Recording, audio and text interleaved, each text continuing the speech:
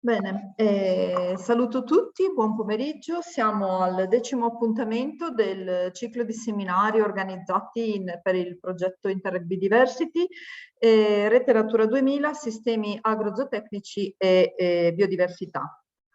Questo, come dicevo, è il 10° appuntamento e abbiamo una novità. Come vi spiegherà meglio il professor Bovalenta, abbiamo inserito un nuovo appuntamento per il prossimo 21 di aprile, dal titolo Il valore economico dei servizi ecosistemici forniti da un'agricoltura multifunzionale, che sarà tenuto dal professor Marangone e da Stefano Troiano dell'Università di Udine. Vedo che alcuni hanno già cominciato a scrivere per la richiesta dei crediti formativi, quindi vi ricordo che chi avesse bisogno dei crediti formativi per l'ordine degli agronomi dei forestali me lo scrive gentilmente nella chat, quella a tutti, quindi non solamente a me, in maniera che mi rimane poi in memoria nella registrazione.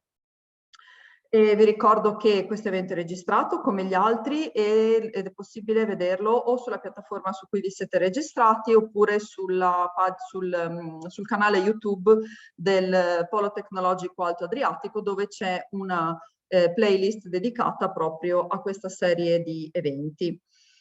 Adesso darei la parola al professor Bovalenta per presentare l'oratore di oggi e le ultime novità. Prego Stefano. Grazie Antonella, buon pomeriggio a tutti e grazie della vostra presenza anche da parte mia. Come sempre due parole. Negli incontri precedenti diversi relatori hanno sviluppato temi chiave. Ricordo tra questi sicuramente l'importanza della biodiversità negli agroecosistemi, poi la necessità di gestire, oltre che di conservare, queste aree caratterizzate da forti valenze naturalistiche. Poi abbiamo parlato di servizi ecosistemici, in parte legati, in parte favoriti, ma spesso anche impediti dalle attività agrozootecniche. Negli ultimi incontri poi abbiamo parlato più specificatamente di api, che è l'argomento di questo progetto nell'ambito del quale sviluppiamo questi incontri, ma non solo di api gestite e di apicoltura, anche di impollinatori selvatici. Lo abbiamo fatto con colleghi entomologi, ma anche con apicoltori esperti, mettendo in evidenza l'importanza di questo essenziale servizio ecosistemico di regolazione, che è quello dell'impollinazione, che, come ha detto il professor Nazi e anche altri relatori, potrebbe avere o ha di fatto, secondo alcuni ricercatori, un valore di molto superiore, anche in termini economici, a quello della pur importante produzione fornita dal settore apistico, miele e molto altro. Purtroppo la gran parte dei servizi che gli ecosistemi forniscono all'uomo, quelli di approvvigionamento a parte, che invece un mercato ce l'hanno, e questo è il caso, cioè quello dell'impollinazione, non hanno un mercato, ovvero un valore definito. E questo limita spesso le analisi sull'importanza di un'agricoltura e di una zootecnia multifunzionale, perché anni che in Europa si parla di multifunzionalità di servizi ecosistemici. Però, diciamo, è un argomento che sul piano pratico è difficile da sviluppare. Zootecnia multifunzionale e agricoltura multifunzionale capace cioè di produrre alimenti per l'uomo e per gli animali, ma nel contempo erogare anche servizi all'intera società, appunto i servizi ecosistemici. Rubo alcuni minuti alla relatrice su questo tema perché, come ha anticipato la dottoressa Stravisi, sarà proprio il tema del prossimo incontro del 21 aprile. Pur con difficoltà e limiti, diciamo anche concettuali, direi, ho più volte fatto riferimento alla necessità di formare e preparare per queste aree, per questi contesti, non solo bravi agricoltori o bravi allevatori o apicoltori in questo caso, ma imprenditori agroambientali. Ci tengo a questo perché il concetto di imprenditore agroambientale è legato alla capacità di muoversi sul mercato dei prodotti, valorizzandoli per le loro qualità nutrizionali, dietetiche, eccetera, anche qualità estrinseche, ma anche, e qua cerco di sottolinearne l'importanza, su quello dei servizi. E infatti è assodato che l'agricoltura nelle aree meno vocate, ma io mi occupo di montagna, ma dico sempre che la montagna sta all'Italia come l'Italia sta al mondo, e quindi diciamo parlo dell'agricoltura italiana in genere, non ci può essere una competitività sul piano dei costi di produzione. Per cui ecco che la multifunzionalità diventa veramente importante. Quindi rinnovo l'invito a partecipare all'intervento del 21 di aprile. Questo che dico era un po' per anticipare qualche contenuto del prossimo incontro, ma anche perché questo è un argomento che mi aiuta anche ad introdurre la relazione di oggi, perché la valorizzazione della multifunzionalità delle attività agricole e zootecniche, peraltro l'apicoltura è un'attività zootecnica, ma anche la valorizzazione dell'imprenditore agroambientale di cui sopra, si basa sulla capacità che ha l'ente pubblico di individuare sui territori, quindi sui diversi territori, i servizi utili per la collettività, sulla capacità di misurarli e poi conseguentemente sulla capacità di pagarli adeguatamente. In questi giorni sono state comunicate all'Italia, direi qualche giorno fa, le, oserei dire, piuttosto severe osservazioni sul piano strategico nazionale proposto nell'ambito della PAC 23-27 dall'Italia, e molti rilievi direi che sono riconducibili proprio a queste problematiche, quindi indicatori di risultato e dintorni. Abbiamo quindi chiesto alla Direzione Agricoltura, che peraltro ha un nome, se ricordo bene, Direzione Centrale delle Risorse Agroalimentari, Forestali e Ittiche, e più in particolare al Servizio Valorizzazione e Qualità delle Produzioni, di farci capire se e con quali modalità e obiettivi, direi, l'ente pubblico, in questo caso la Regione, interviene sul settore apistico. Come lo fa? Sostiene gli apicoltori, interviene, contribuisce. Tutti sanno che a me piace più il pagamento, quindi paga i servizi, punto di domanda. Ci spiegherà tutto la dottoressa Simonetta Dovier, che nell'ambito del servizio valorizzazione e qualità delle produzioni si occupa degli interventi nel settore zootecnico e dal 2021 anche del settore apistico, che abbiamo detto di fatto zootecnia è. Lascio quindi la parola alla dottoressa Dovier, che ringrazio per la disponibilità a nome anche dei colleghi che lavorano nell'ambito del progetto.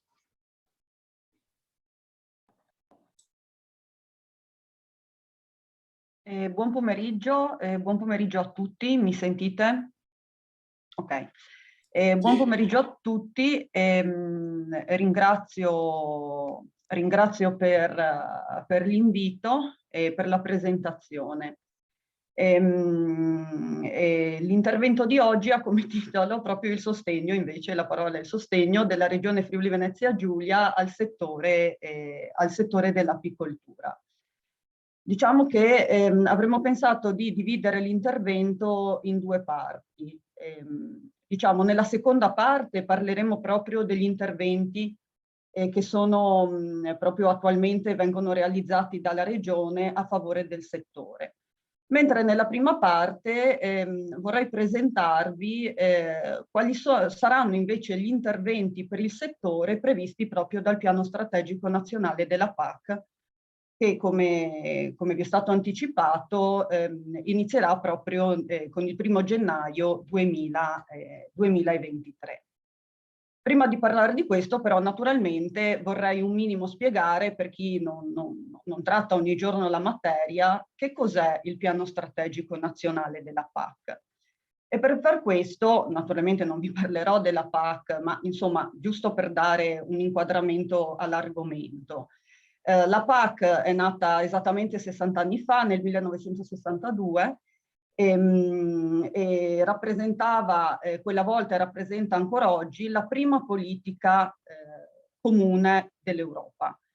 Nasce per due motivi fondamentali: per il fatto che l'agricoltura si distingue, diciamo così, dalla maggior parte delle altre attività produttive, e per due motivi. Per il fatto che, nonostante sia la produzione primaria, quindi la produzione alimentare, sia importante, il reddito degli agricoltori è decisamente inferiore rispetto ai redditi non agricoli, lo era e in parte lo è ancora oggi, e per il fatto che l'agricoltura è fortemente dipendente dal clima e dalle condizioni meteorologiche rispetto ad altri settori. La PAC in questi 60 anni ha avuto, diciamo così, diverse riforme e si è modificata nel tempo. Infatti, se negli anni 60 rappresentava più che altro una politica protettiva, infatti è nata come una politica di sostegno dei prezzi con l'obiettivo di incrementare la produttività in quegli anni, perché c'era la necessità di rendersi autosufficienti. E un po' alla volta, diciamo così, si dice proprio che la PAC poi è diventata vittima del suo successo, nel senso che questa politica di sostegno dei prezzi ha determinato una produzione eccedente rispetto alla domanda in molti settori. Pensiamo solo nel settore zootecnico, tutti i problemi che ci sono stati poi legati ad esempio alle quote latte, dovuto proprio a questa politica di sostegno dei prezzi. Ed è per questo motivo che da politica di sostegno dei prezzi la PAC è diventata successivamente una politica di sostegno del reddito degli agricoltori.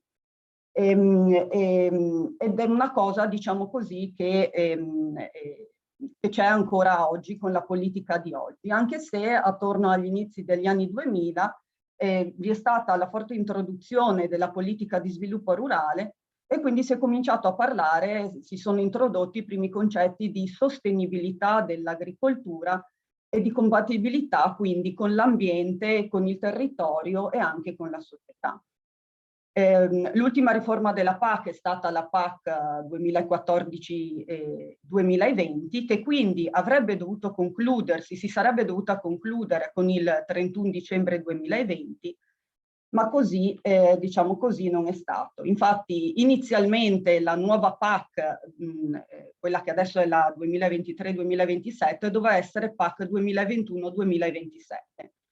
Tanto che già nel 2017 ci furono le prime proposte e il presidente della Commissione europea dell'epoca, Phil Hogan, presentò il primo documento, al quale seguirono le prime 3 proposte legislative nel 2018. Ma non c'è stato, in quegli anni non c'è stato il tempo di riuscire ad approvare le nuove proposte legislative, quindi questi regolamenti relativi alla nuova PAC in tempo, per 2 motivi principali, tra gli altri. Per il fatto che nel 2019 c'è stato il rinnovo delle cariche sia della Commissione europea che del Consiglio europeo, e anche buona parte è stata dovuta alla Brexit e quindi, diciamo così, ad una conseguente riduzione del bilancio europeo, soprattutto per il fatto che, come vi dicevo, la politica agricola assorbe una buona parte delle risorse del bilancio europeo. Per questi motivi non si è riusciti ad approvare in tempo la nuova PAC e quindi è stato invece approvato nel frattempo un regolamento transitorio. Cioè sostanzialmente c'è stata un'estensione della PAC 2014-2020 fino al 31 dicembre 2022. Quindi la nuova PAC in realtà è una PAC appunto che prenderà avvio con il 1° gennaio 2023 e che si è andata, diciamo, a formare con uno nuovo scenario, innanzitutto con una nuova commissione che appunto si è insediata del 2019. Nuova commissione che 10 giorni dopo il suo insediamento ha lanciato questo programma ambizioso e vasto, un importante programma appunto che è il Green Deal, che probabilmente molti di voi ne avranno sentito parlare. Un programma quindi quinquennale che diciamo appunto, come ho scritto, si fa interprete dei cambiamenti in corso e degli impegni internazionali sottoscritti dall'Unione Europea. Unione Europea che ha sottoscritto diversi appunto impegni, soprattutto in materia di inquinamento e di clima. Quindi diciamo i principali obiettivi di questo Green Deal sono quelli di far diventare l'Unione Europea climaticamente neutra entro il 2050, conseguentemente di ridurre l'inquinamento, aiutare le imprese a produrre prodotti puliti attraverso nuove tecnologie e fare in modo che questa transizione, si parla quindi proprio di transizione ecologica, sia inclusiva. In altre parole, che cosa fare? Affrontare quindi i cambiamenti climatici e ridurre il degrado ambientale attraverso un'economia moderna ed efficiente sotto il profilo delle risorse. Quindi diciamo un programma molto ampio che comprende tutti i settori produttivi, naturalmente non solo l'agricoltura, e molto appunto ambizioso. Successivamente a questo programma sono state pubblicate e redatte diverse strategie, alcune delle quali diciamo direttamente, che interessano direttamente l'agricoltura e l'alimentazione, diciamo, oltre che la biodiversità. Infatti sono state pubblicate la strategia Farm to Fork e la strategia Biodiversità 2030, che riguardano appunto più nello specifico l'agricoltura, l'alimentazione e l'ambiente. Per quanto riguarda la strategia Farm to Fork, essa è proprio al centro del Green Deal e ha lo scopo di rendere il sistema alimentare appunto più sano, equo, rispettoso dell'ambiente, diciamo, a tutti i livelli. E poi abbiamo la strategia sulla biodiversità che mira invece a invertire il degrado degli ecosistemi attraverso azioni e impegni specifici entro il 2030. Quindi diciamo che questo è il nuovo scenario nel quale si va ad inserire la riforma della PAC 2023-2027. Che di conseguenza ha dovuto, diciamo così, tener conto di quelle che sono le nuove sfide ambientali, non solo ma anche quelle sociali, economiche, che sono presenti nel pacchetto di iniziative appunto contenute nel Green Deal. Quindi nel giugno del 2021 è stato raggiunto finalmente un accordo politico sulla nuova PAC, e nel dicembre, agli inizi del dicembre 2021, il Consiglio europeo adotta formalmente la nuova PAC, quindi per il 2000, che avrà una durata 2023-2027. Ancora oggi ricordo che comunque la PAC rappresenta la prima politica europea e che assorbe circa il 30% del bilancio europeo. Diciamo che una grande appunto novità della PAC 2023 è stata proprio l'introduzione dei piani strategici. Che cosa sono questi piani strategici?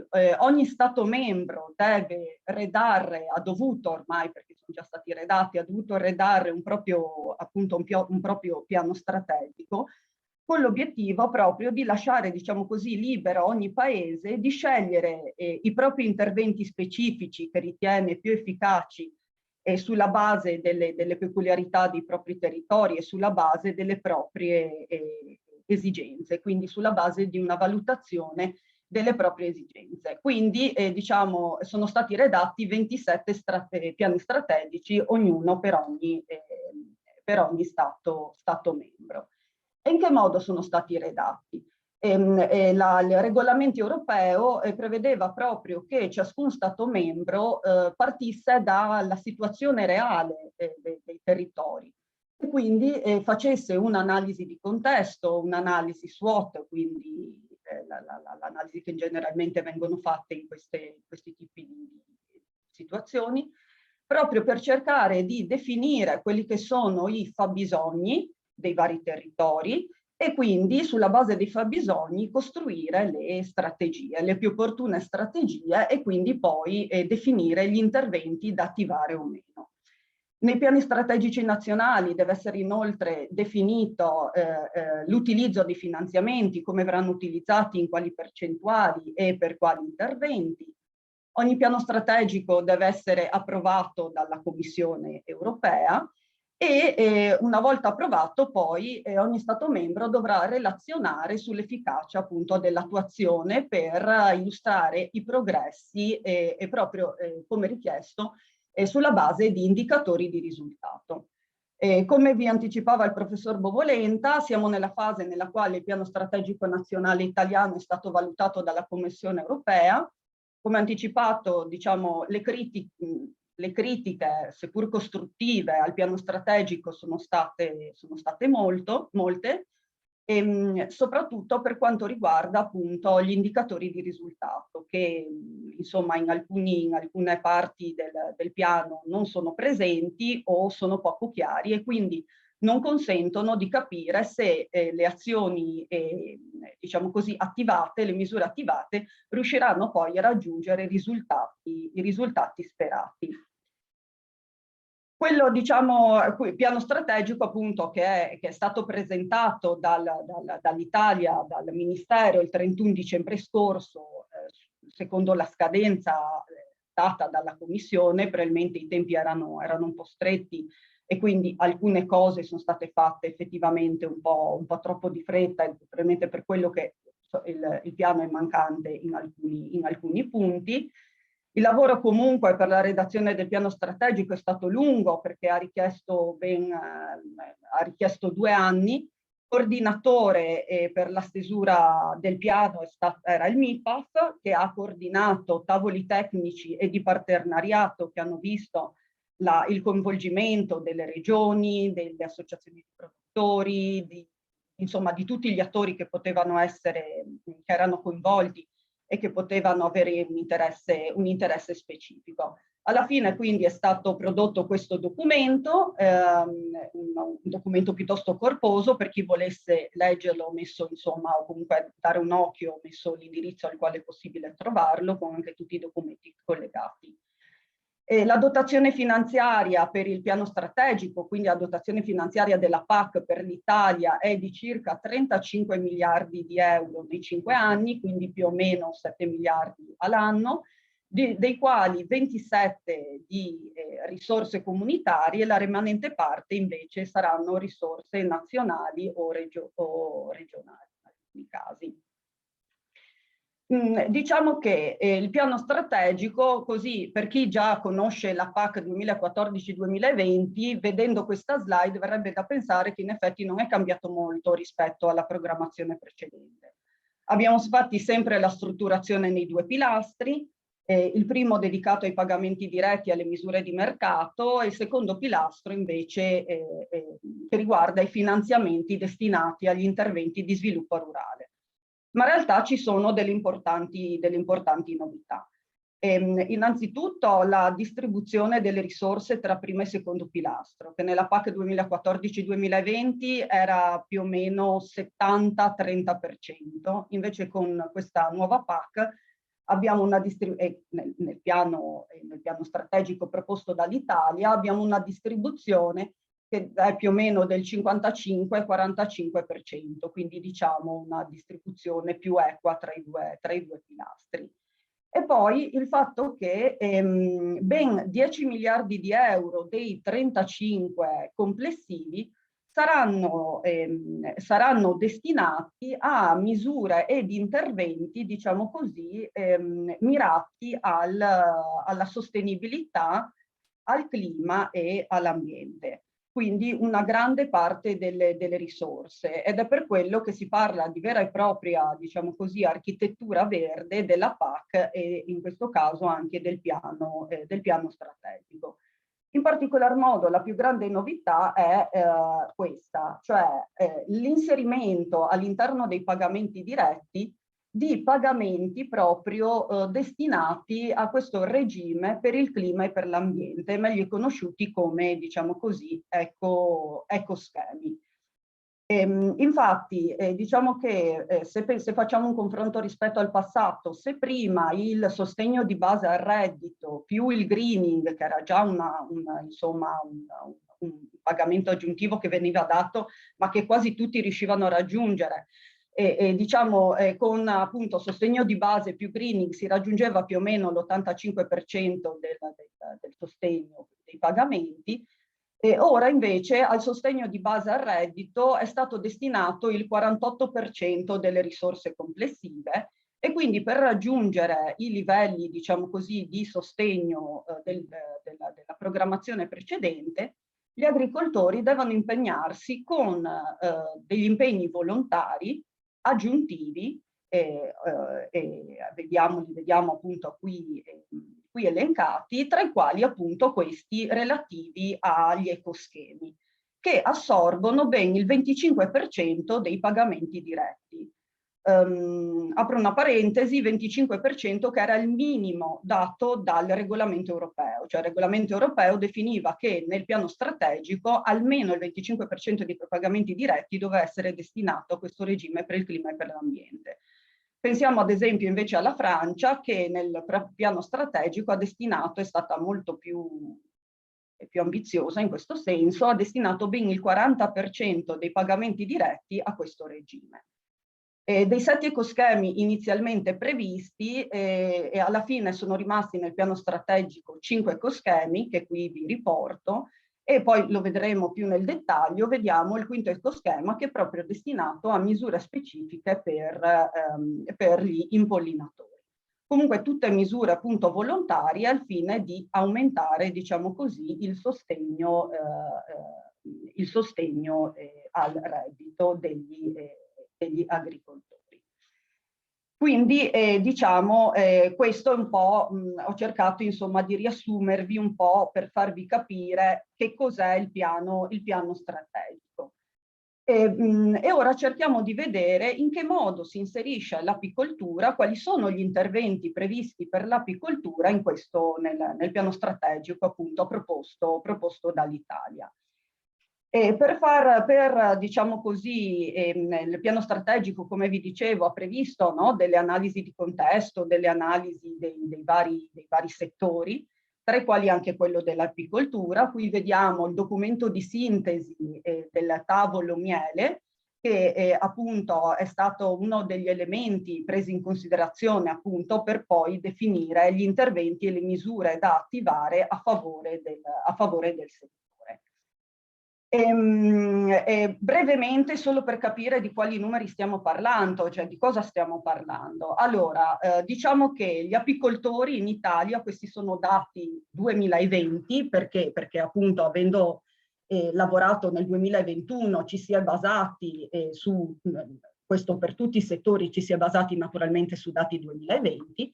Comunque nel 2020 gli apicoltori in Italia erano più o meno 63.000, come vedete un'importante crescita rispetto ad esempio al 2016, più 52%, con un numero di apiari sempre nel 2020 pari a circa 153.000, un aumento davvero importante, più 80% rispetto al 2016. Quello però che mi interessava far notare di questi due numeri, o meglio di questi due grafici che ho riportato, è se vediamo il grafico di sinistra, vediamo che in realtà dal 2016 al 2020 è aumentato notevolmente, sono quasi raddoppiati, il numero di apicoltori per autoconsumo, mentre quelli per commercializzazione sono insomma rimasti pressoché lo stesso numero, non sono aumentati moltissimo.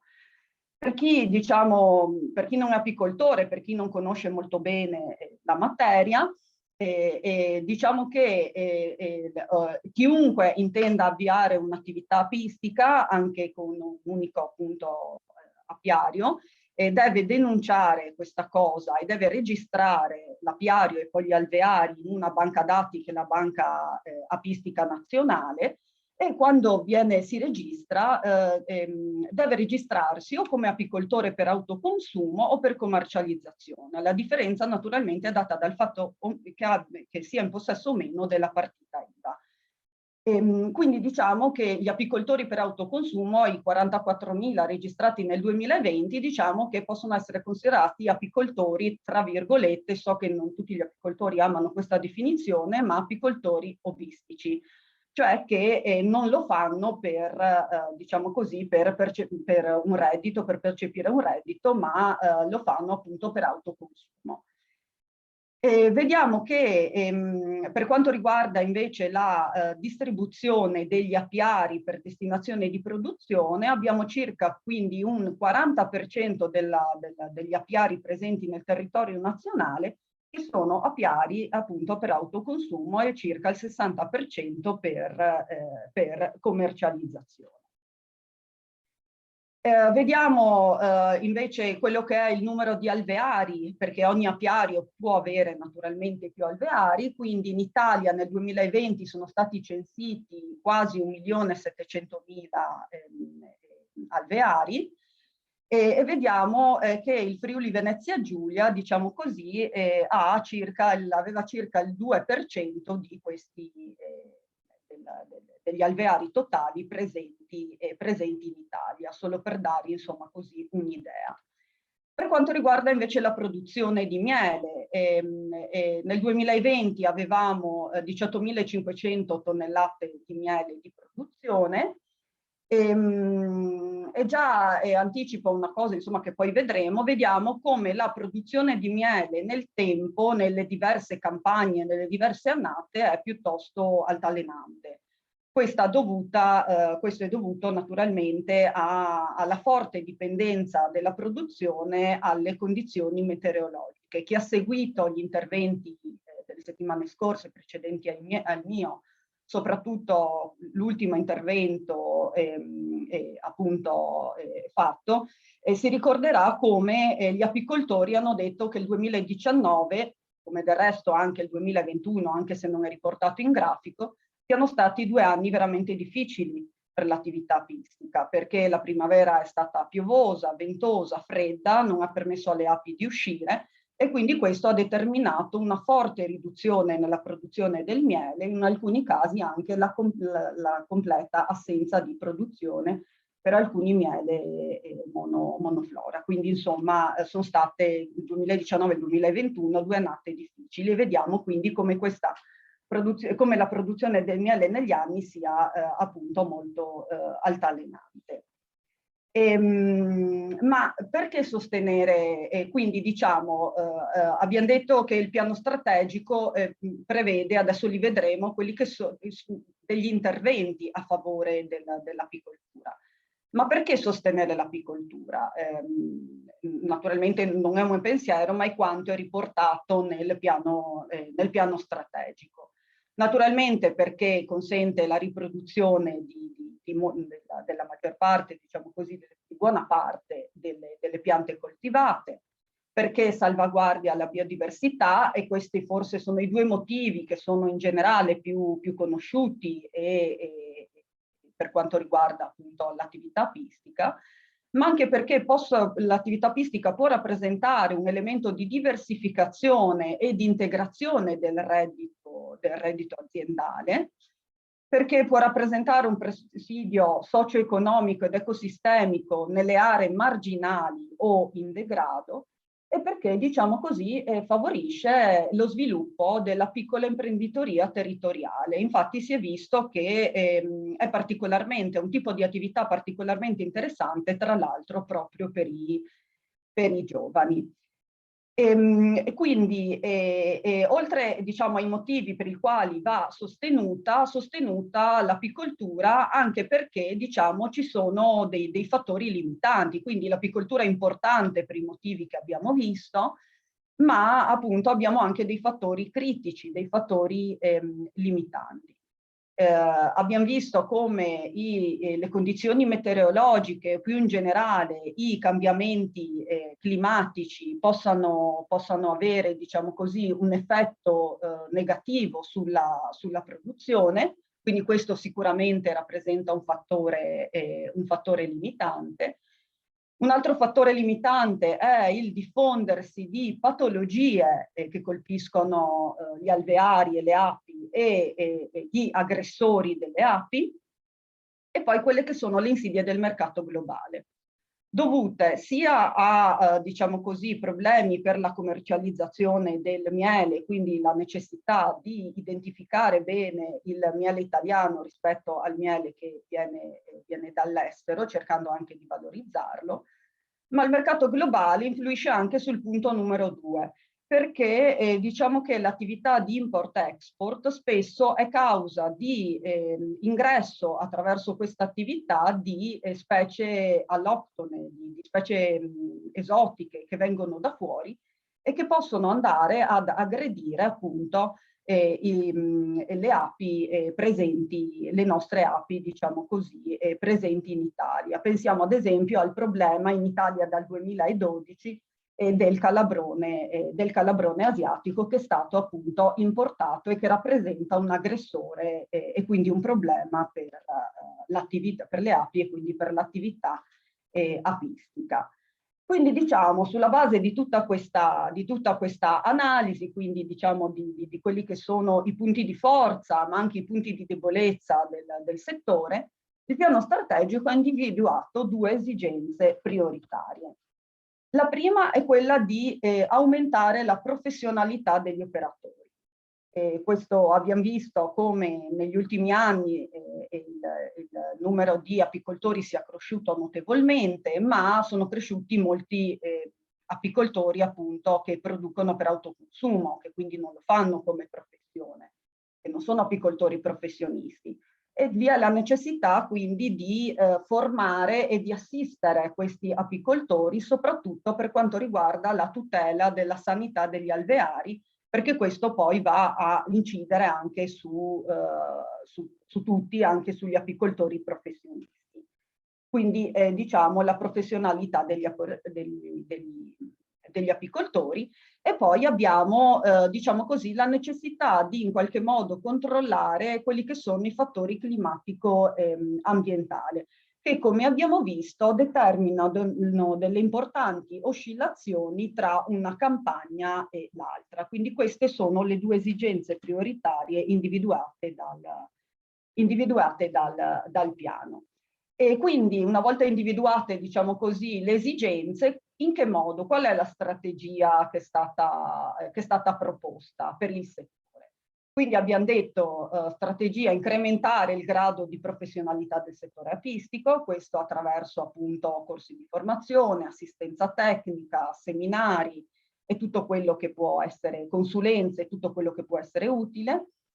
Contrastare le cause dei cali di produttività e mortalità delle api, quindi sia diciamo così cause di tipo meteorologico, climatico, ma anche come ben sappiamo, diciamo così, legati all'utilizzo di diserbanti o di prodotti fitosanitari nelle colture comunque agricole.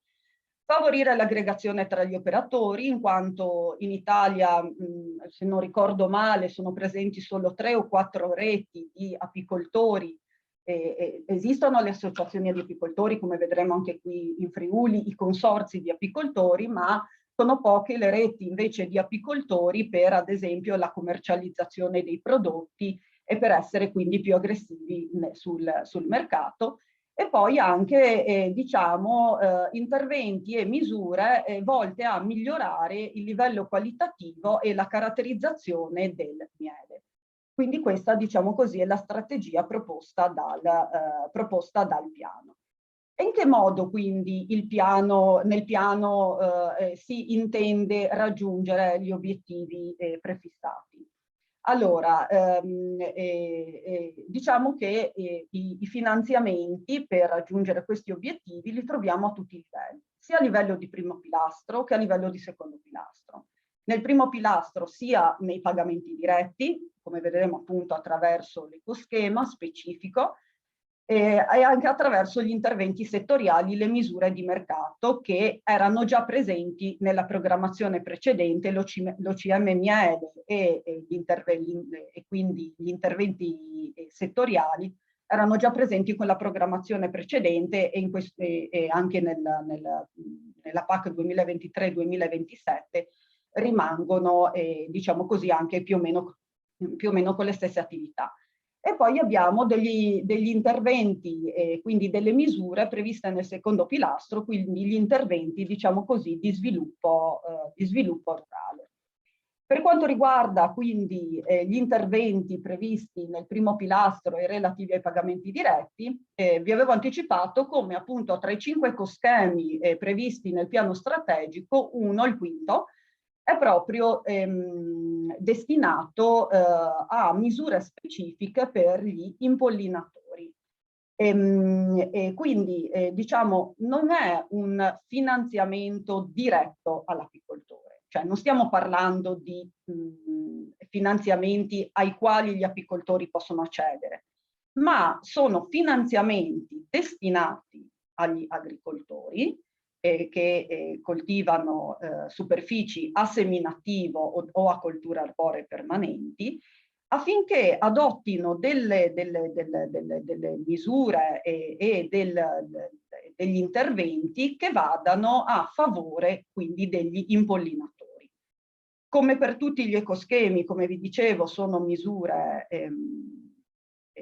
diciamo volontarie, non obbligatorie, ma che diciamo così possono essere interessanti proprio perché vanno ad integrare il sostegno di base al reddito. Per darvi un'idea, qui si parla di 500 euro ad ettaro per i seminativi e circa 250 euro ad ettaro per le colture arboree.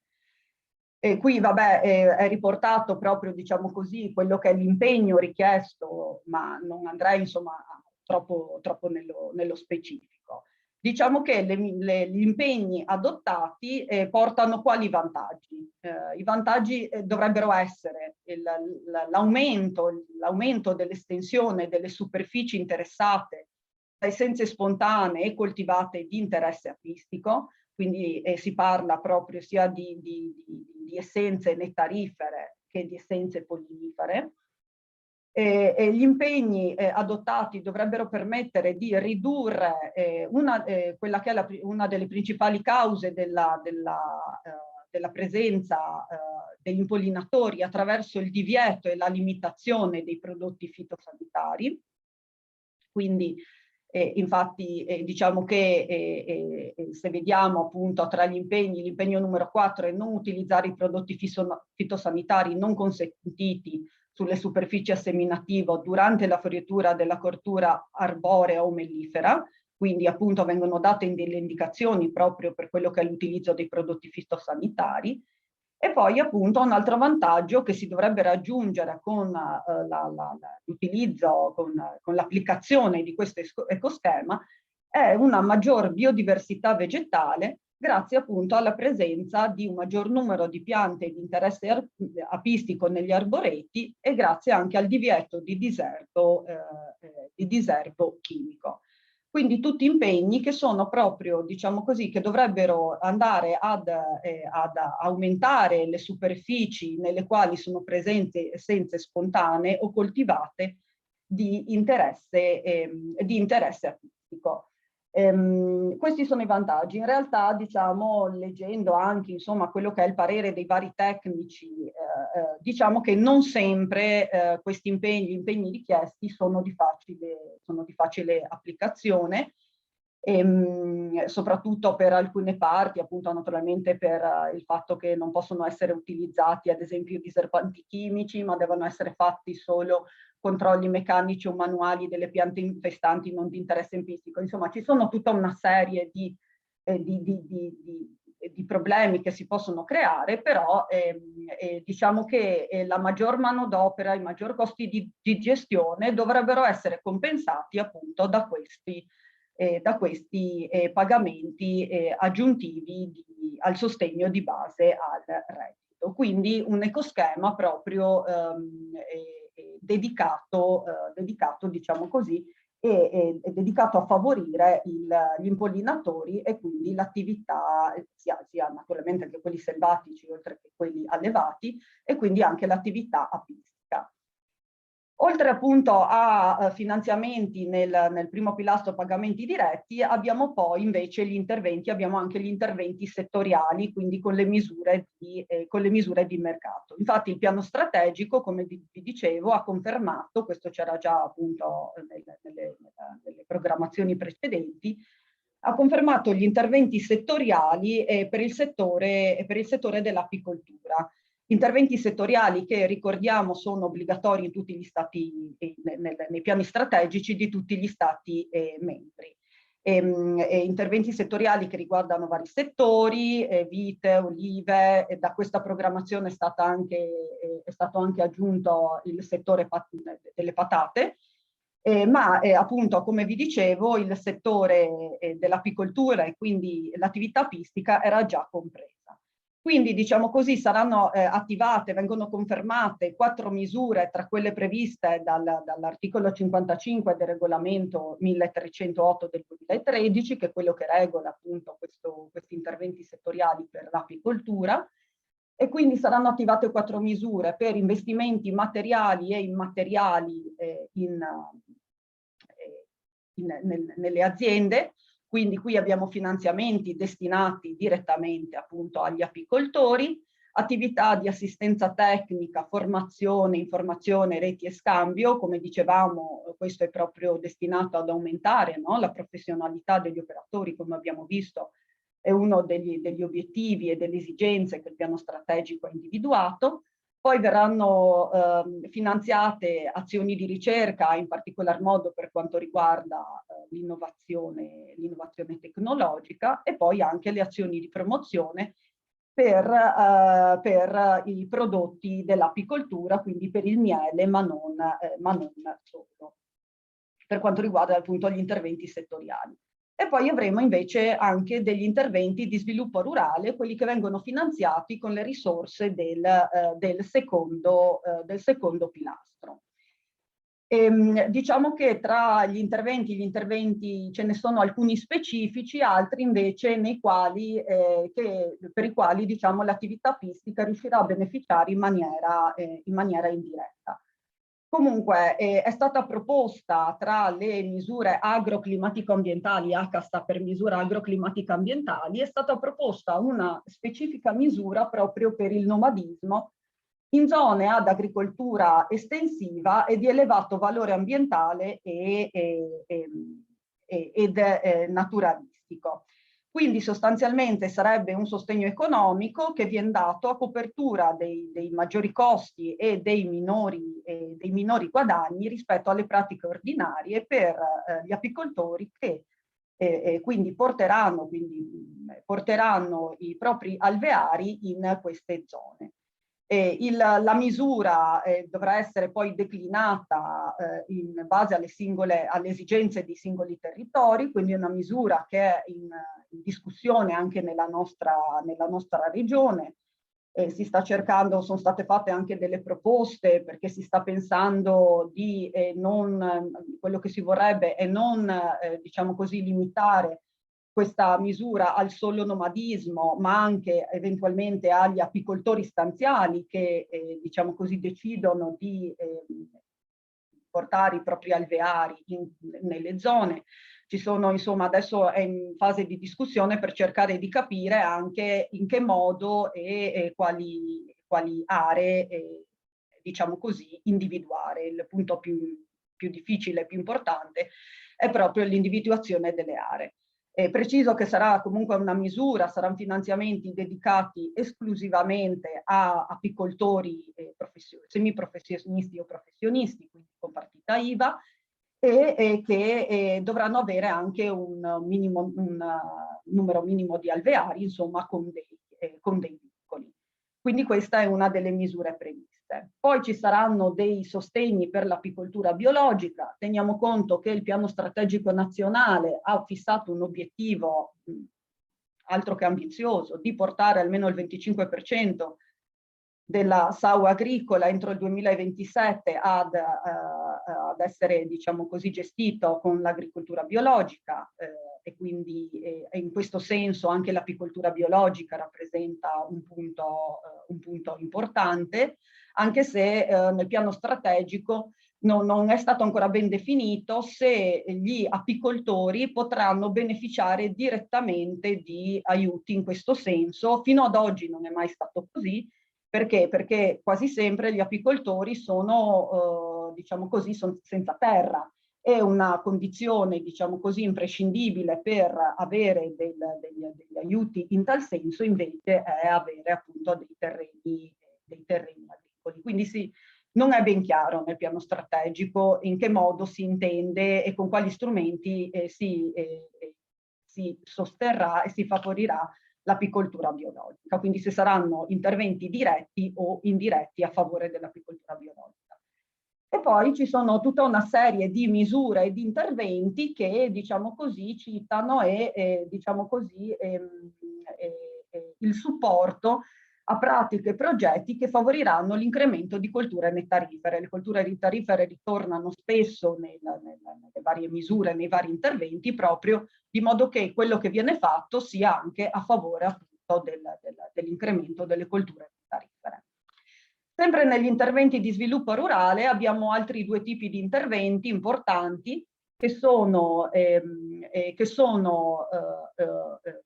quelli relativi alla gestione del rischio e poi le azioni NACIS. Gestione del rischio, questo è un punto molto importante per gli apicoltori che le associazioni di apicoltori hanno portato al tavolo tecnico dedicato appunto e coordinato dall'IPAF, perché come gli apicoltori ben sanno, in questo momento non esistono delle polizze assicurative dedicate al settore, quindi gli apicoltori non si possono assicurare. E quindi è proprio in discussione il Ministero, insomma, con le associazioni, sta cercando di trovare degli accordi con le compagnie assicurative per riuscire affinché gli apicoltori possano stipulare delle polizze eventualmente anche agevolate attraverso appunto gli interventi dello sviluppo rurale, quindi delle polizze agevolate per gli apicoltori per la mancata produzione, quindi sia a causa di epizoozie o a causa di danni climatici. Quindi questo è un punto, diciamo così, importante proprio perché per gli apicoltori potrebbe essere molto utile. E poi sempre il settore potrebbe agevolare anche di tutte quelle che sono le azioni ACHIS, che diciamo così, questa è una misura trasversale del piano strategico, in quanto anche attraverso gli interventi attivati, attraverso le azioni dell'ACHIS attivate, sarà possibile usufruire di servizi di consulenza specializzata, sempre di corsi di formazione, ed inoltre anche di un miglioramento della digitalizzazione e dell'innovazione, si parla anche di innovazione tecnologica, soprattutto nelle aree rurali. Quindi anche in questo senso il settore potrebbe, diciamo così, utilizzare parte di queste risorse. E quindi diciamo spero insomma di avervi dato per quanto riguarda la prima parte dell'intervento, di avervi dato almeno una panoramica, di avervi fatto capire almeno un po' diciamo così come il settore verrà coinvolto e quali saranno gli interventi appunto previsti dal piano strategico della PAC. Tenete conto che se escludiamo gli interventi settoriali, cioè l'OCM miele, nella programmazione precedente sostanzialmente non si parlava mai di apicoltura, non veniva quasi mai citata se togliamo l'OCM miele, mentre abbiamo visto come nel nuovo piano strategico, con la nuova PAC, l'apicoltura rappresenti proprio un settore importante e che sta, diciamo così, avendo sempre maggiore importanza. In questo senso anche quindi i finanziamenti molto probabilmente saranno maggiori. La seconda, come vi dicevo, invece, nella seconda parte dell'intervento vediamo un po' quello invece che già la nostra regione sta facendo a favore del settore. Anche qui, prima di iniziare, vediamo un attimo di che numeri stiamo parlando. Nella nostra regione sono presenti, qui ho riportato i dati del 2021, erano presenti circa 1800 apicoltori, con circa 35.000 alveari. Vediamo che la maggior parte degli alveari sono presenti, come è facile immaginare, in provincia di Udine, e vediamo che gli apicoltori, la maggior parte degli apicoltori operanti in regione sono apicoltori per autoconsumo, infatti solo il 20% si sono registrati come per commercializzazione, e gli alveari, per quanto riguarda il numero di alveari, invece circa il 70% è registrato per commercializzazione. Quindi naturalmente gli apicoltori professionisti sono pochi, ma hanno, come è facile immaginare, un elevato numero di alveari. La legge di riferimento nella nostra regione per l'apicoltura è la legge del 18 marzo 2010 numero 6, che sono appunto le norme regionali per la disciplina e la promozione dell'apicoltura. Qui vi ho riportato solo, diciamo così, per far vedere come è strutturata la legge, e quindi la legge disciplina in materia, come vedremo, definisce gli organismi, vediamo all'articolo 3, gli organismi associativi tra apicoltori, e definisce chi sono e cosa fanno gli esperti apistici. E poi abbiamo appunto anche il capo secondo dedicato alle norme igienico-sanitarie, quindi all'utilizzo di fitofarmaci, alla denuncia degli alveari, al trasferimento di api alveari. Il capo terzo è tutto dedicato al nomadismo, quindi definisce che cos'è il nomadismo, e anche, diciamo così, disciplina in materia di commissioni apistiche provinciali. Infatti nella nostra regione la regione dà le autorizzazioni appunto alle commissioni apistiche provinciali, e le quali poi rilasciano le autorizzazioni al nomadismo nella nostra regione. E poi c'è tutto il capo quarto invece dedicato agli interventi per la promozione dell'apicoltura, ovvero a quelli che sono i finanziamenti destinati all'apicoltura, che sono questi, ma anche poi vedremo altri. Diciamo, mi sembrava giusto, diciamo così, riportarvi l'articolo 1 della legge, che spiega il perché la Regione Friuli Venezia Giulia appunto disciplina in materia di apicoltura, e anche perché, diciamo, destina parte delle risorse al settore, a questo tipo di attività. Per il fatto, vedete, che la Regione Friuli Venezia Giulia riconosce l'apicoltura quale attività indispensabile per la salvaguardia della biodiversità ambientale e per lo sviluppo quantitativo e qualitativo delle produzioni agricole. Quindi riprendo un po' i primi due punti del piano strategico che avevamo già letto e visto nel piano strategico nazionale. E quindi proprio riconoscendo l'apicoltura quale attività importante, appunto tutela la sanità degli alveari e promuove l'attività apistica. Quindi vediamo quindi quali sono i finanziamenti appunto che la legge prevede per il settore. Allora, abbiamo l'articolo 13 che stabilisce dei finanziamenti appunto per lo sviluppo dell'apicoltura, e nel 2017 è stato definito il regolamento, è stato emanato il regolamento appunto che definisce in che modo questi aiuti possono essere dati. In questo caso i beneficiari sono gli apicoltori, apicoltori che devono essere comunque in possesso di partita IVA, quindi non sono compresi gli apicoltori che svolgono l'attività per autoconsumo. Sono aiuti in de minimis, quindi gli apicoltori possono percepire al massimo 25.000 euro in 3 anni, nei 3 anni, quindi nell'anno di riferimento più i 2 anni precedenti. E le domande devono essere presentate entro il 31 marzo di ogni anno. Quindi la scorsa settimana si è chiusa la presentazione delle domande per il 2022, le domande 2022. E che cosa, diciamo così, finanzia? E che cosa viene finanziato?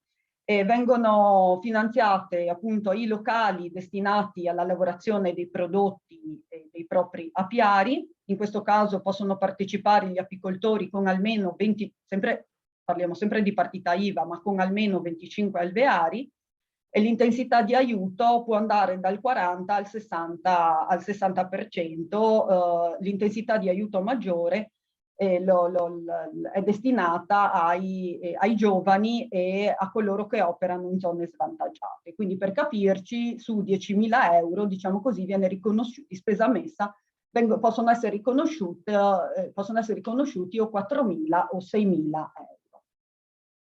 Abbiamo poi un'altra linea, diciamo così, di interventi destinata all'acquisto di macchine e attrezzature. Qui abbiamo comprese le arnie, ma esclusi, vediamo con le esclusioni di automezzi.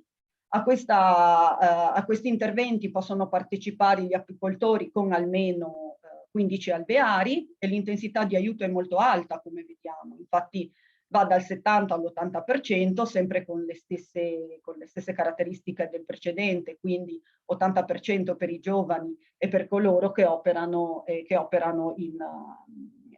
in zona svantaggiata, e quindi un'intensità di aiuto molto alta. E poi abbiamo anche interventi per l'acquisto di alveari e famiglie d'api. Quindi, diciamo, gli apicoltori che intendono aumentare, diciamo così, il numero di alveari e acquistandoli possono usufruire di questo tipo di finanziamenti. Possono usufruire gli apicoltori con almeno 15 alveari, e in questi 15 alveari possono essere compresi anche gli alveari acquistati attraverso questo intervento, e l'intensità di aiuto è sempre molto alta, perché è pari all'80%, quindi su, ad esempio, 10.000 euro appunto di spesa messa, possono raggiungere gli 8.000 euro di contributo. Quindi questi, diciamo così, sono gli aiuti previsti dalla legge, da questo regolamento. E per darci un'idea di quali sono state le richieste, i finanziamenti degli ultimi 3 anni, sono state presentate negli ultimi 3 anni circa una media di 90 domande, per, diciamo così, un totale di somme concesse pari a circa 400.000 euro. Tenete conto che le risorse destinate inizialmente nel bilancio di inizio anno ogni anno erano inferiori, però poi si è deciso di coprire tutta la graduatoria, quindi di aggiungere risorse per, diciamo così, andare a scorrere tutta la graduatoria, e quindi per riuscire a finanziare tutte le domande ammesse a finanziamento. Poi abbiamo, diciamo così, sempre con questa legge vengono finanziati gli organismi associativi tra apicoltori, e la legge ne dà anche la definizione. Che cosa sono gli organismi associativi tra apicoltori? Delle forme associate senza scopo di lucro, costituite da apicoltori operanti in regioni, e la regione si avvale quindi di questi organismi per la promozione dell'apicoltura dei prodotti apistici, per la tutela della sanità delle api, per gli interventi di recupero dei sciami e per l'attività di assistenza tecnica e formazione. In legge sono stati individuati i 4 consorzi provinciali sostanzialmente, dei quali ho riportato appunto anche i siti. Quindi abbiamo 4 consorzi provinciali che in questo momento beneficiano appunto di quanto previsto dalla legge. Quindi diciamo che l'articolo 14 della legge 6/2010 prevede un finanziamento quindi specifico per le iniziative realizzate dagli organismi associativi, quindi dai 4 consorzi. Questo finanziamento viene regolato appunto attraverso un regolamento del 2020. Infatti, diciamo che il primo anno di applicazione del regolamento è stato lo scorso anno, cioè il 2021, con uno stanziamento di 220.000 euro. Questo perché? Perché solo lo scorso anno? Perché se voi guardate quali sono le azioni che vengono finanziate attraverso questo articolo, e poi lo vedremo anche, ma vi ricordate quanto verrà finanziato con nuova programmazione, ma che non cambia molto rispetto a quella vecchia, con gli interventi settoriali, quindi con l'OCM Miele, vediamo che c'è una certa sovrapposizione delle azioni che possono essere finanziate. Quindi azioni di informazione e trasferimento delle conoscenze, azioni promozionali, servizi di consulenza. Come vedete, alla legge è stato aggiunto una lettera, la lettera C-bis, per l'acquisto e la distribuzione di sostanze per il trattamento delle api, compresi i farmaci veterinari. Infatti, diciamo che fino al 2020 era possibile, diciamo così, andare incontro alle spese per l'acquisto di farmaci veterinari, in particolare quello per la varroa, solo con l'OCM Miele, che però prevedeva un riconoscimento pari al 50% della spesa per gli apicoltori. Mentre con l'introduzione della varroa nella lista di epizoozie riconosciute per un altro tipo di aiuto, per un altro tipo di regolamento, il regolamento 702 del 2014, è stato possibile riconoscere fino al 90% della spesa ammessa per l'acquisto di farmaci veterinari. Quindi diciamo noi tra l'altro, almeno fino all'anno scorso, non so se quest'anno è cambiato qualcosa, ma eravamo l'unica regione a quindi finanziare i farmaci, a contribuire all'acquisto dei farmaci veterinari non al 50% ma al 90%, rispetto appunto a tutte le altre regioni che invece prevedono il 50% attraverso l'OCM Miele. In questo caso i farmaci veterinari sono destinati a tutti gli apicoltori, quindi anche a quelli per autoconsumo. Proprio perché si ritiene che la tutela della sanità degli alveari debba essere una cosa, diciamo così, che è destinata a tutti gli apicoltori e non solo, diciamo così, a quelli con partita IVA. Sempre la legge 6 del 2010 prevede anche una linea di finanziamento per il laboratorio apistico regionale, l'AR, che appunto è presso l'Università degli Studi di Udine, è coordinato dal professor Nazzi, che abbiamo, insomma, che gli apicoltori conoscono benissimo, ma che avete anche voi conosciuto perché ha fatto un intervento nel corso di questo ciclo di seminari. L'AR, che appunto è impegnato nella promozione e nella salvaguardia dell'apicoltura a livello regionale, che fornisce un supporto tecnico non solo alla regione, un importantissimo supporto che ci viene dato, ma anche ai consorzi, agli esperti apistici, ai singoli apicoltori.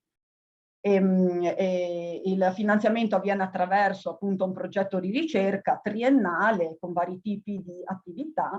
E ricordiamo che il LAR partecipa anche collabora alla stesura del piano annuale di lotta alla varroa, quindi ad un'attività veramente importante per tutti gli apicoltori. E quindi, diciamo così, la legge anche definisce questo tipo di finanziamento. Oltre alla legge 6 del 2010 abbiamo poi la legge 15 del 2014, che non è una legge specifica di settore, ma nel 2014 la Regione aveva ritenuto di finanziare i consorzi per delle attività specifiche rivolte alla tutela della sanità delle api, a altre attività di assistenza tecnica e per avviare delle azioni di contrasto dello spopolamento del patrimonio apistico. Doveva essere un finanziamento annuale, quindi solo per quell'anno, ma che poi in realtà è diventato, diciamo così, è stato dato poi anche gli anni successivi con uno stanziamento di 50.000 euro all'anno. Quindi i consorzi, diciamo così, beneficiano anche di questo finanziamento per svolgere le proprie attività a favore degli apicoltori della nostra regione. Inoltre nel 2019 e nel 2021, in entrambi gli anni, come vi ho detto in precedenza, a seguito delle 2 annate così difficili per l'attività, per la produzione del miele per la primavera, no? Che è stata così difficile in entrambi gli anni e che ha impedito alle api di alimentarsi autonomamente, la Regione ha deciso di andare incontro alle spese sostenute dagli apicoltori per l'acquisto dell'alimentazione di soccorso. Alimentazione di soccorso che si è resa quindi necessaria per appunto far sopravvivere, no? Spesso le famiglie e gli alveari, e quindi gli apicoltori, anche in questo caso, diciamo così, in possesso di partita IVA agricola, hanno potuto ottenere un rimborso sulle spese sostenute in questi 2 anni. E in questo momento, tra l'altro, è aperta vista, diciamo così, che il 2021 è stata un'annata così difficile, si è deciso di prorogare le possibilità di rimborso anche, diciamo così, dell'anno 2021, anche per le spese sostenute da settembre a marzo di quest'anno, e le domande vanno presentate ai consorzi entro il 14 aprile di quest'anno. Appunto perché sono dei finanziamenti che transitano attraverso i consorzi, che si fanno collettori, raccolgono le domande e poi le presentano appunto in regione. Quindi per farci un'idea di quello che è stata, no? Di quelle che sono state le richieste, diciamo che nel 2019 sono stati rimborsati aiuti per circa 110.000 euro, e invece nel 2021 sono stati rimborsati aiuti per l'acquisto dell'alimentazione di soccorso per circa 176.000 euro, a fronte però di uno stanziamento iniziale di 290.000, quindi le domande pervenute sono state inferiori rispetto a quello che la Regione comunque aveva stanziato. E poi, diciamo, come sempre finanziamento a favore dei consorzi, degli organismi associativi, abbiamo, se tutti questi che abbiamo visto fino ad adesso erano finanziamenti regionali, quindi con risorse regionali, abbiamo invece i finanziamenti dell'OCM Miele, che viene appunto regolato, che viene disciplinato dal regolamento UE 1308-2013, articolo 55, a favore quindi degli organismi associativi. Il regolamento, diciamo così, chiede ai vari Stati membri di redigere dei programmi triennali con le attività che ciascun Stato membro intende attivare e intende appunto realizzare. Nel caso appunto dell'Italia, il coordinatore è il Ministero, e il Ministero quindi ha chiesto a ciascuna regione di presentare un sottoprogramma triennale che andrà a concludersi naturalmente con quest'anno, perché poi dal 1° gennaio 2023, diciamo così, partirà la nuova programmazione appunto con il nuovo piano strategico e quindi con le nuove linee di finanziamento. Diciamo che la Regione ha deciso di attivare misure per i consorzi, quindi per il finanziamento dei consorzi e non dei singoli apicoltori, quanti singoli apicoltori diciamo così, utilizzano già le risorse regionali attraverso la legge 6/2010, perché diciamo che il regolamento regionale è più favorevole per quanto riguarda l'intensità di aiuto rispetto a quanto previsto dal regolamento comunitario per lo stesso tipo di interventi, quindi diciamo è un vantaggio per gli apicoltori che vengano finanziati con le risorse regionali piuttosto che con le risorse comunitarie. E quindi, diciamo, questi finanziamenti si è deciso di attivare delle misure, degli interventi destinati ai consorzi. Quindi corsi di aggiornamento e formazione, seminari e convegni tecnici, lotta contro gli aggressori, quindi tutto quello che riguarda la sanità degli alveari. Vediamo infatti qui l'acquisto di farmaci, come vi dicevo, che qui è riconosciuto fino al 50% della spesa, e per questo motivo è stato deciso di spostare questo tipo di attività nella legge 6.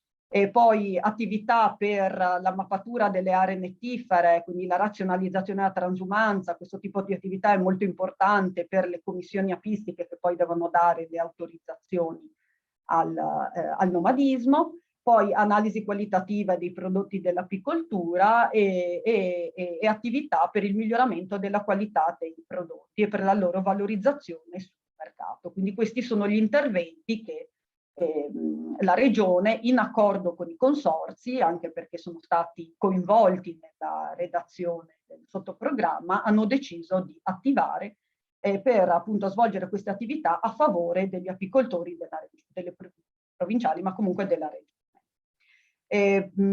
Anche in questo caso, diciamo, queste sono nelle 3 campagne del sottoprogramma, questi sono gli importi che sono stati concessi ed erogati a favore dei consorzi. Vediamo come quest'anno, quindi nell'ultima campagna 2021-2022, gli importi, diciamo così, messi a disposizione del Ministero sono stati più alti rispetto alle campagne precedenti, e questo sarà quello che avverrà anche con la nuova programmazione. È molto probabile appunto che le risorse messe a disposizione saranno maggiori rispetto agli anni precedenti, proprio a dimostrazione del fatto e dell'interesse che c'è per il settore in questo momento. Diciamo che con questa slide avrei diciamo così concluso la presentazione. Ricordo che sul sito della Regione è presente una pagina dedicata all'apicoltura. L'indirizzo è molto lungo, quindi io consiglio sempre se uno volesse appunto visitare la pagina, semplicemente di inserire in Google apicoltura FVG, e la prima pagina che esce è quella del nostro sito web dedicato appunto all'apicoltura. Vorrei poi ricordare che dei finanziamenti diretti ai singoli apicoltori, quindi quelli relativi all'articolo 13 della legge regionale 6/2010, si occupa il servizio competitività sistema agroalimentare della direzione, quindi non se ne occupa direttamente il servizio valorizzazione, mentre degli altri finanziamenti delle altre attività si occupa appunto il servizio valorizzazione e qualità delle produzioni. E quindi per domande specifiche riguardo agli aiuti destinati ai singoli apicoltori, diciamo che vi invito a sentire eventualmente i colleghi che sono sempre disponibili per dare informazioni o tutto quello di cui possiate aver bisogno. Lascio la parola ad Antonella, penso. Grazie, estremamente chiara e completa nella tua esposizione, quindi ti ringrazio veramente per questa carrellata molto esaustiva. Io avrei un paio di curiosità. Allora, a un certo punto hai parlato del sostegno nei confronti di apiari in aree di agricoltura estensiva e in aree di elevato valore ambientale e naturalistico. E questo è stato uno degli argomenti che sono stati trattati anche nel corso delle scorse volte, però un po' dall'altra parte, nel senso di quello che può essere invece l'impatto di un'eccessiva presenza di apiari in determinate aree proprio di elevato valore naturalistico per quanto riguarda la competizione con gli apoidei selvatici. Quindi penso che questo sia una delle questioni che andranno risolte nella problematica di individuazione delle aree di cui ci parlavi prima, che è diciamo che è un aspetto abbastanza difficile, se vogliamo, no? Conciliare queste due. Sì, diciamo che, come vi dicevo, appunto è in discussione in questo momento la misura. Allora, intanto la misura non è ancora stata definita del tutto a livello nazionale, quindi è in corso di discussione, nel senso che la misura va approvata con una serie di vincoli a livello nazionale e poi noi possiamo declinarla a livello regionale, ma siamo nella fase precedente. Quindi anche noi come Regione abbiamo mandato delle osservazioni proprio in questo senso, cioè proprio nel senso di quello che dicevi tu, cioè della difficoltà, no? Nella definizione delle aree, e nel problema che ci può essere che magari invece l'introduzione di api allevate può comportare, no, dei problemi invece per quelli che sono le api selvatiche e le api già presenti. Quindi ci stiamo lavorando, ci stiamo ragionando, naturalmente abbiamo coinvolto i colleghi del PSR, diciamo così, che se ne occupano più nello specifico, hanno coinvolto anche i colleghi del servizio biodiversità per cercare un po' di capire in che modo potrebbe essere applicata nella nostra regione e quali potrebbero essere le difficoltà o le opportunità alle quali si può andare incontro. Quindi sì, è ancora tutta in discussione, non c'è niente ancora di definito. Una bella gatta da pelare, secondo me. Divertente. E poi un'altra cosa, sempre riguardo al supporto di cui parlavi, per quanto riguarda le colture nettarifere. Allora, anche qui sappiamo che agli apicoltori piacciono un sacco tutta una serie di specie che invece diciamo che ad altri attori piacciono di meno, come possono essere ad esempio la morfa e via discorrendo. E mi chiedevo se è prevista una normativa specifica per limitare la presenza delle alloctone, la diffusione delle alloctone. Ho seguito proprio un incontro sull'ecoschema numero 5 e in quel caso si parla, no, di piante spontanee o seminate, no, e anche hanno poi parlato, no, dello stesso problema anche poi nelle altri vari interventi, misure dello sviluppo rurale per quanto riguarda appunto le specie nettarifere. E in tutto il piano strategico non c'è mai un elenco, addirittura parlano di impollinatori in generale, però poi mettono piante di interesse apistico. Quindi diciamo è un po' confusa secondo me ancora la materia. Non ho avuto tempo di leggermi le decine di pagine di osservazioni che ci sono arrivate, no? Delle osservazioni fatte al piano strategico da parte della Commissione, ma sicuramente sarà uno dei punti da chiarire meglio e che anche noi abbiamo chiesto di chiarire meglio, quindi o di fare un elenco o di definire meglio quali saranno queste diciamo così, piante, queste specie nettarifere. In questo momento non è definito, quindi non si sa. Ok, quindi logicamente dipenderà anche da quale zona sarà interessata, perché in alcune zone già abbiamo comunque magari il divieto di introduzione di... A parte che per le specie elencate ad esempio nell'elenco delle specie aliene invasive c'è già il divieto di diffusione. Quindi quello verrà racconto, però proprio il problema anche durante questo incontro alcuni tecnici, no, avevano chiesto sì, ma se io devo suggerire, no, all'agricoltore che vuole appunto impegnarsi con l'ecoschema e quindi cosa può fare? Purtroppo non c'è ancora una risposta, cioè da questo punto di vista è carente, non sappiamo ancora quali specie, non si sa. Si spera insomma venga integrato anche con queste informazioni. Grazie. Allora, c'è qualcosa nella chat, aspetta che è lungo, quindi devo spostarmelo. Allora, Eugenia Serman, buongiorno, sono apicoltrice con partita IVA, ho acquistato un terreno per poter piantare essenze nettarifere sia prative che arbore. Per avere i contributi mi chiedono di aprire anche partita IVA agricola. È corretto? Che senso ha non avendo produzione agricola?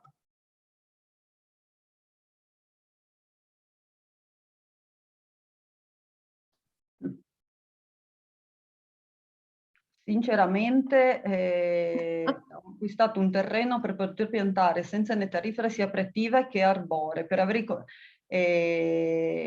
dipende anche da che contributi. Cioè, diciamo che ad oggi per poter ottenere dei contributi sui terreni c'è l'obbligo di aprire il fascicolo aziendale e quindi di avere anche la partita IVA agricola, sì.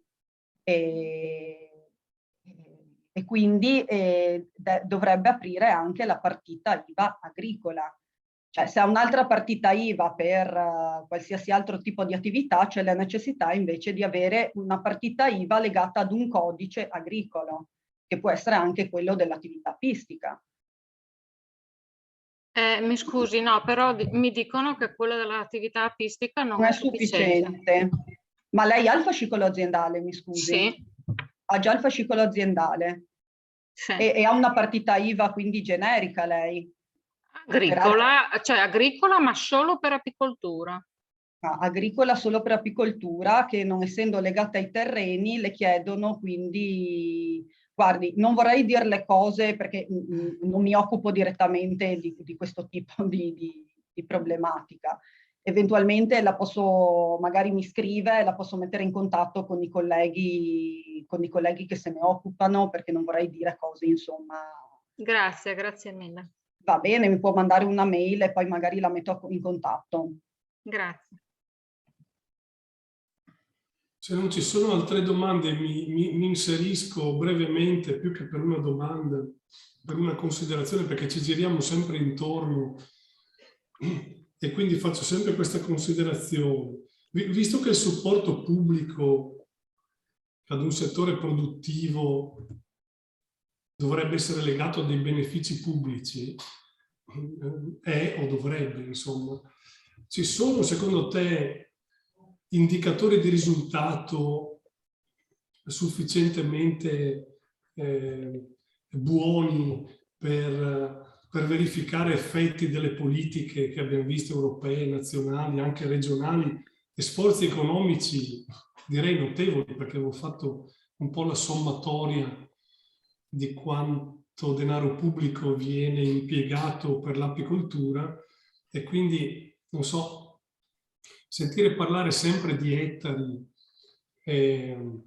anche la nuova PAC sostanzialmente, una buona parte è legata al mantenimento di titoli storici, al pagamento a ettaro. Sostanzialmente l'80% delle risorse vanno, che ne so, forse al 15-20% di grandi aziende, mentre le piccole, quelle che presidiano il territorio, gli ecoschemi, tutto un po' timido, ma anche perché temo che bisognerebbe passare ad impostare un po', non dico i controlli, ma insomma a pensare a degli indicatori di risultato un po' meno grezzi. Vabbè, insomma, questo è un po'... non si è riusciti... Anche l'Unione Europea in qualche modo ci spinga ad essere un po' più precisi in queste cose qui, perché è vero che 10 miliardi su forse quasi 40 sono destinati direttamente o indirettamente ad interventi con finalità ambientali, ecoschemi, interventi agroclimatici, ambientali, interventi forestali, bla bla bla bla. Però poi alla fine indicatore del risultato, l'ettaro, l'uva, e forse qui c'è un terreno importante su quale lavorare, anche penso all'ERSA, penso all'università, cioè bisognerebbe pensare ad essere un po' meno grezzi nel valutare gli effetti di queste politiche. Non so se dico... No. Il fatto è che appunto è stata una delle forti critiche, no, fatte al piano strategico, il fatto che non ci siano indicatori di risultato, ma perché proprio sono difficili, cioè più ci si sposta verso appunto interventi, no, clima, ambiente, più difficile è trovare degli indicatori di risultato. È veramente difficile, quindi anche il piano strategico che è stato mandato via ne aveva pochi solo per alcuni settori e la Commissione stessa ha detto non sono sufficienti. Dovete dirci in che modo misurerete e come farete a capire che i finanziamenti che date hanno raggiunto i risultati che vi eravate prefissati. Se non li fissate non saprete neanche mai se li avrete raggiunti. Però quella è la difficoltà quando si va su un qualcosa che è difficilmente misurabile, no? Sì, per questo è importante, è per questo che abbiamo invitato anche, abbiamo aggiunto questa puntata con l'economista ambientale, perché è ovvio che una transizione in senso agroecologico, almeno io così la interpreto, anche se non è scritto proprio in modo chiaro, anzi, per dirla meglio, l'Unione Europea voleva una transizione in senso agroecologico, adesso la guerra, la necessità di essere più autosufficienti fa ritornare sui propri passi più di qualcuno. Però una transizione in senso agroecologico è ovvio che riguarda piccole aziende, gli apicoltori hobbistici piuttosto che le grandi aziende, piuttosto che i professionisti. Anche lì, non so, mi viene in mente, deve essere accompagnata da conoscenza e assistenza tecnica. Adesso, nello schema che ci avevi fatto vedere prima, mi sembra che solo 350 milioni su 40 miliardi fossero destinate all'assistenza tecnica, quindi nel quadro ACHIS, così, rivolto alle imprese agricole, così.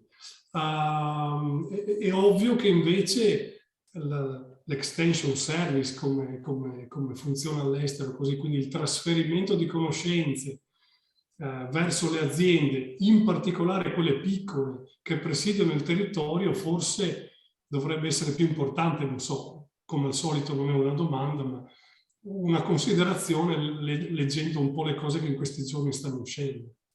Eh sì, perché l'altro è uno dei punti sempre di osservazione e di critica, il fatto che poco sia stato destinato appunto a questo obiettivo trasversale che è quello dell'ACHIS, abbiamo destinato troppo poco, poco destinato alla digitalizzazione, all'innovazione, però diciamo il piano strategico italiano è stato piuttosto prudenziale, no? Cioè si è cercato di guardare verso il futuro, però per quanto possibile con i vincoli, no, dati dai regolamenti di mantenere alcune cose, quindi di mantenere un collegamento col passato, proprio perché forse non si è così pronti, no? a cambiare in modo radicale. Però insomma le critiche al piano strategico ci sono state, quindi bisognerà rivedere, salvo poi che adesso appunto con la situazione attuale, la guerra e tutto, si sta ripensando a tutto e quindi può essere che tutta questa architettura verde, transizione ecologica venga lasciata un po', diciamo, venga un po' tralasciata invece per una maggior produzione, no? Per raggiungere, si è tornati un po' come agli anni 60, cioè riuscire ad raggiungere un'autosufficienza. Sì, questo può essere vero, però ho in mente una cosa che diciamo negli ultimi anni le grandi aziende sono state insomma, in qualche modo condannate a diventare sempre più grandi per una questione di economia di scala e di mercato e di competitività sulla base dei costi, no?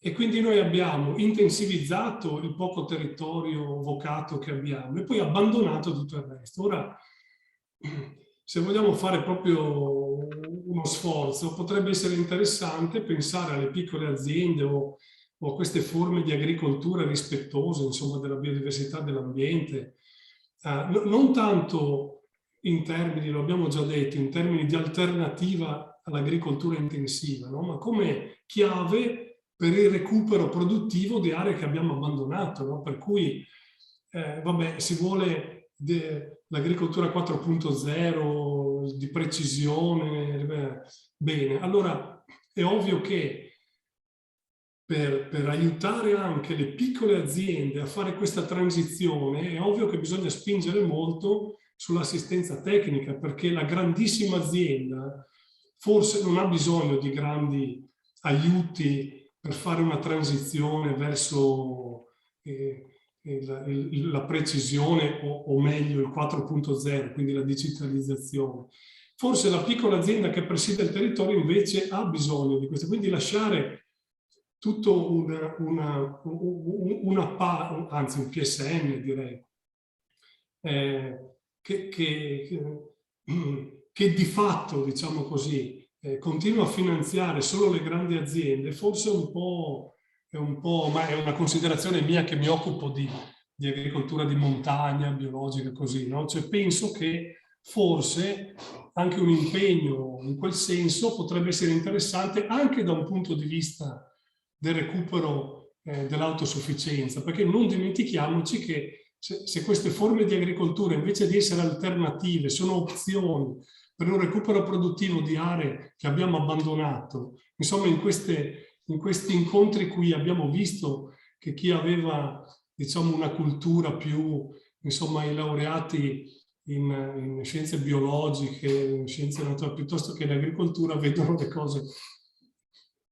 Insomma, io vedo l'abbandono dove altri vedono favorevolmente la rinaturalizzazione, ecco, quindi si deve trovare un equilibrio lì dentro. Comunque capisco che non è una cosa semplice e facile, ma sicuramente un argomento, visto che l'Unione Europea quindi ci riporta all'ordine, sicuramente quindi questi sono temi importanti anche a livello regionale, che potrebbero coinvolgere da un lato la direzione agricoltura, l'ERS, e dall'altro sicuramente anche l'università. Insomma, questa era la considerazione.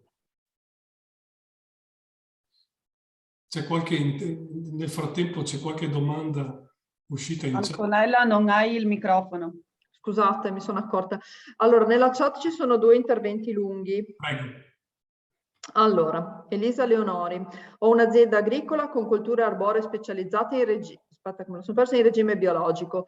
Vorrei avviare l'apicoltura, ma la normativa vigente mi impedisce di certificare il miele come biologico. La collocazione dei terreni non rispetta i 2 chilometri circostanti previsti dalla normativa. E chiede lumi riguardo a questo fatto e soprattutto relativamente all'opportunità delle analisi sul miele per valutarne le caratteristiche piuttosto che questi criteri di distanza, e chiede cosa se ne pensa. Mentre, aspetta che ti dico anche quella dopo, così. Quella dopo invece, allora Maurizio Marconi, lo scorso 23 febbraio il Consiglio regionale ha approvato all'unanimità la legge sul castagno. Quali aspettative possiamo attenderci da un intervento di finanziamento regionale? Ok, quindi abbiamo apicoltura biologica e castagno.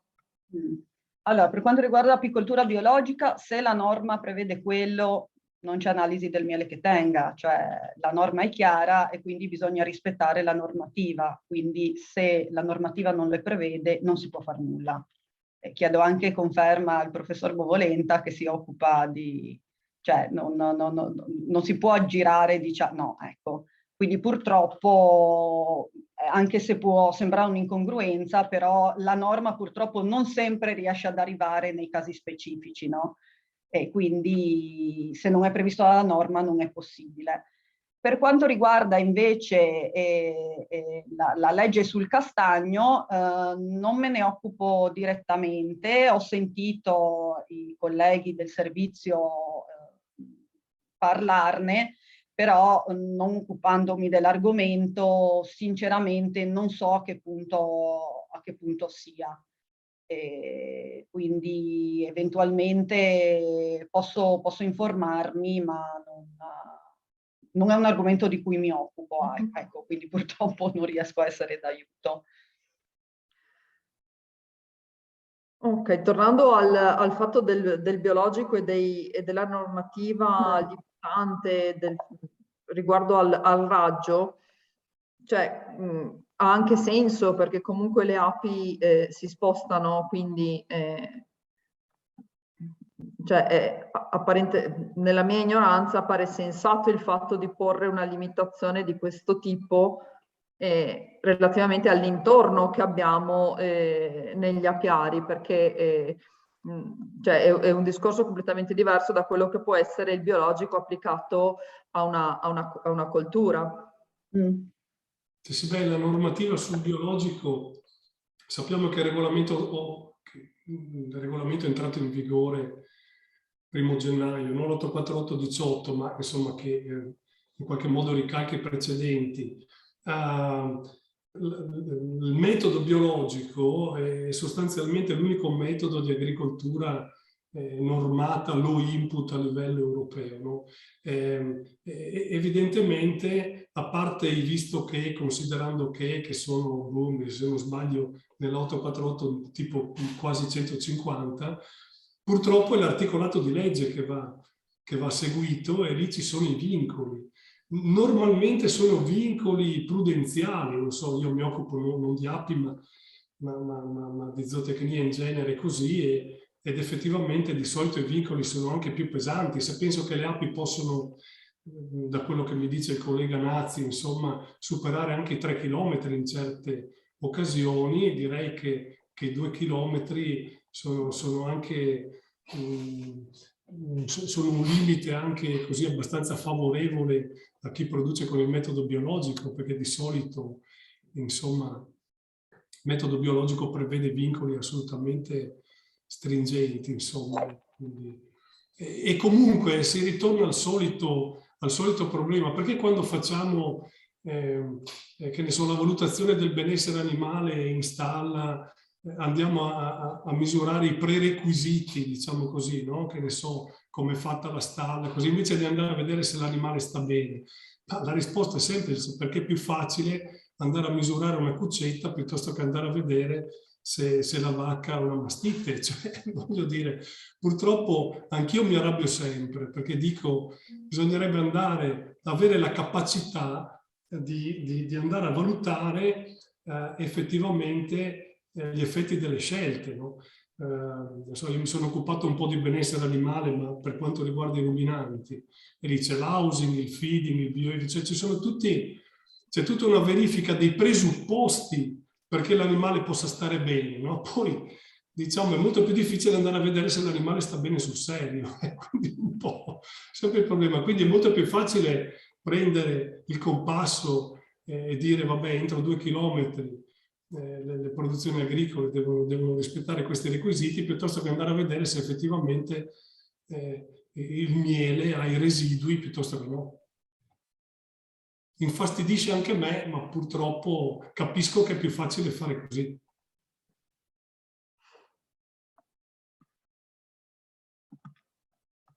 No, potevo dare una risposta, ho fatto una considerazione, perché io...